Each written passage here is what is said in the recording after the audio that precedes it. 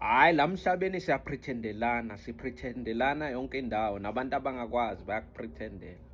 Mina yingakho ngagcine ngivalile lapha ka-Facebook ukuthi uma kuyi-birthday yami kuvele ku-timeline bantu babone ukuthi i-birthday yami. Leso sikhumbuzo ngaya kuma-setting ngazivala ngathi i-Facebook ingasabakhumbuzi bantu ku-Facebook ukuthi i-birthday yami, ngoba bekuthi uma kuyi-birthday yami ngibe yi-celebrate.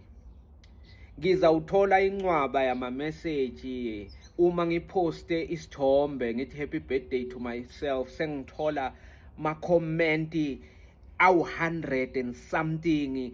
Amanye ngiwafunda, abanye ngibatshele ukuthi hhayi ngizawureplya ngelanga elilandelayo ngibonge kwabangibhalele ama-message nababhale kuma-comment kusithombe ngisifakile.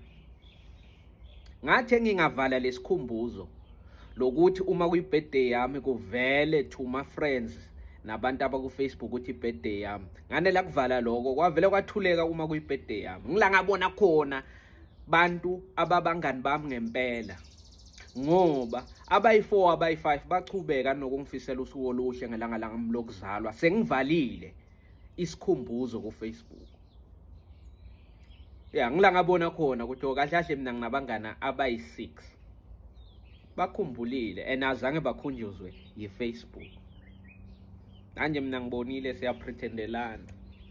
Umuntu aza kuhage emsebenzini ngoba uzwe omunye uthi happy birthday, bekangazi nokuthi i-birthday yakho lelo langa. So yakuhaga-ke sokunika ne-motivational speech-ke, uNkulunkulu akugcine kule minyaka-ke asazokungezela yona, uphephe, ungenzi lokhu, into esinje.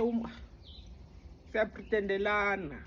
Vala lesikhumbuzo esiku-Facebook uzobona ukuthi wena unabangani abayingane.